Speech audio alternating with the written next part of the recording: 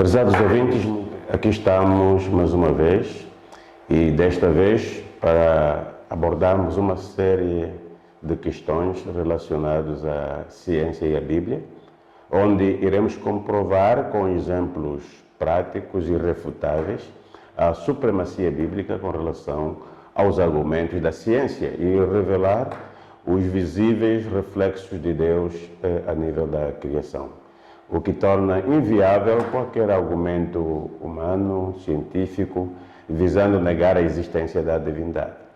Saiba que a probabilidade de existência de Deus, numa escala percentual, é de 100% absoluto. Não há nenhuma probabilidade de Deus não existir. Aliás, não existindo Deus, nada existiria. Tudo seria desordem, anarquia, autodestruição.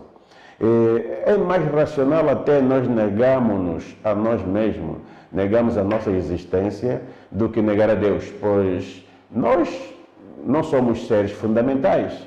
E, aliás, nem sempre existimos. E hoje existimos, amanhã com certeza não existiremos mais, pelo menos desde o ponto de vista físico. E não existindo, não fazemos falta alguma. Tudo prossegue o seu curso normal. Não acaba a primavera, diz um ditado, pela morte de uma andorinha. Nenhum argumento humano pode justificar a evidência de toda esta ordem, propósito, harmonia, as leis, os princípios patentes a nível de toda a criação, desde as realidades terrenas até as universais, desde as insignificantes até aquelas mais relevantes.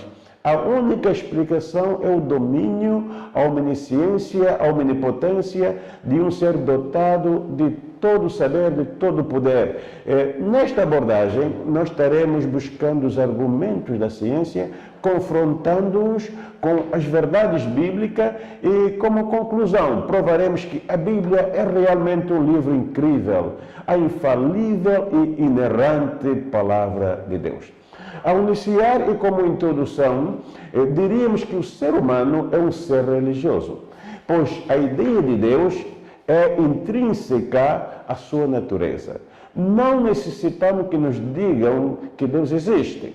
Os reflexos de Deus estão patentes em tudo o que existe, em todo lugar, portanto, está inculcada na mente humana, na nossa consciência. Segundo o moralista historiador grego Plutarco, 45 a 125 depois de Cristo, dizia ele que é possível encontrar cidades sem muralha, é possível encontrar cidades sem ginásios, sem leis, sem moedas, sem cultura, sem obra literária, mas um povo sem Deus, sem orações, sem juramentos, sem ritos religiosos, sem sacrifícios, jamais foi encontrado. A religião, o culto a divindades está inculcado no ser humano, no nosso DNA. Daí que quando nós não cultuamos ao Deus verdadeiro, ao Criador do Universo, vamos prestar culto a uma outra entidade, ao pau, ao boi, ao macaco, ao dinheiro, ou a um homem igual. Porque nós fomos feitos para adorar e a nossa consciência, portanto, nos inculca a existência da divindade e do dever à adoração. Sendo visível os reflexos de Deus em toda a criação, então, como explicar, como enquadrar o ateísmo? Ou seja, a negação de Deus, a negação da divindade. Como enquadrar? Claramente que o ateísmo é uma agressão à própria natureza do homem, uma atitude arrogante, orgulhosa e rebelde daquele que quer se independizar da teimosa ideia de Deus que persiste na sua mente. E isto acontece na ânsia de viver uma vida libertina, uma vida profana, uma vida corrupta.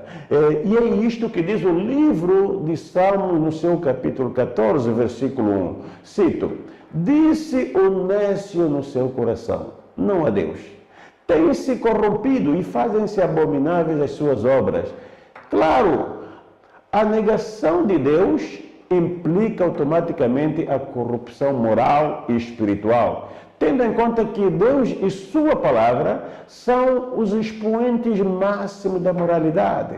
Sua negação implica concomitantemente um divórcio aos seus princípios, e esses princípios são os pilares essenciais para uma vida moralizada, para uma vida equilibrada, para uma família saudável, para uma sociedade bem alicerçada.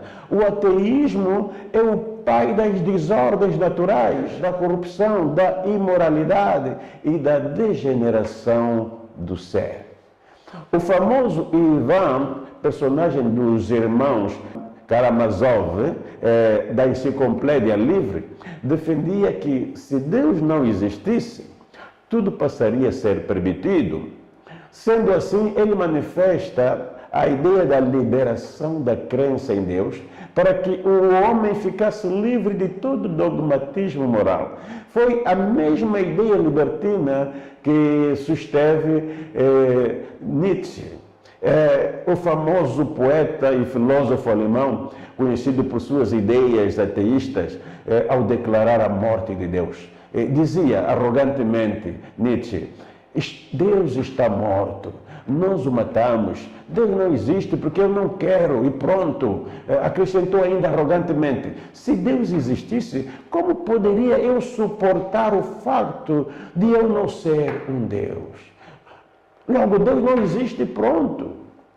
Não restam dúvidas que o ateísmo sucede quando homens ímpios e orgulhosos, arrogantes como Nietzsche, se sentem aparentemente autossuficientes, com a sensação de domínio da situação. Entretanto, cegos no seu orgulho, e o ateu não consegue desvendar sua insignificância e a sua própria inutilidade. Entretanto, Deus, que não se deixa escarnecer, e como tal, Deus, portanto, deu resposta ideal a Nietzsche. Ele que desejava ser Deus e defendeu a ideia do super-homem, morreu de forma mais humilhante. Contraiu sífilis ao se envolver na sua libertinagem com uma prostituta e morreu louco no hospício. Este é o destino miserável de toda rebelião contra o Criador. Um fim humilhante para além de uma alma perdida e sentenciada eternamente ao céu. Os argumentos dos céticos e dos ateus são fúteis, improváveis, absurdos e irracionais. São-lhes comuns teses infundadas como o homem veio do macaco, a natureza é inteligente e criou todas essas leis sábias. Só creio naquilo que vejo. Que absurdo! Que absurdo! Que anti-ciência! As pessoas que negam Deus fazem-no não por uma firme convicção em suas ideias, em seus princípios, mas sim por uma motivação errada. Não desejam a verdade, amam as trevas, amam a mentira, porque querem prosseguir no erro e não querem se arrepender e renunciar às práticas pecaminosas que lhes são peculiares, que lhes são prazerosas e aparentemente vantajosas. Eles sabem que a lei de Deus reprova as suas motivações e ações. Em vez de se converterem, preferem, como avestruz, mergulhar a cabeça na areia e dizer que não há tempestade no deserto. Em vez de enfrentar a realidade que é inevitável, e prevenir-se da ira divina. O propósito deste manual é denunciar, por meios práticos, que Deus se revela de forma clara no universo, na natureza e em todo o sistema criado, inclusive até mesmo em nós. E só não entende aquele cego que não quer ver. Também iremos revelar, durante esta conferência, claramente a irracionalidade da teoria evolucionista. Que a partir desta realização, a verdade bíblica dissipe toda a mentira, assim como a luz dissipa a escuridão, e ao entender a revelação dos mistérios de Deus no universo, sua fé aumente, reconhecendo que Deus é a maior realidade e que todos os que nele confiam jamais serão abalados. No último capítulo, estaremos abordando o criacionismo e o evolucionismo, bem como a revelação de Deus a nível da criação. Que o Senhor lhe abençoe, partilhe e inscreva-se se realmente apreciou esta dissertação. Amém.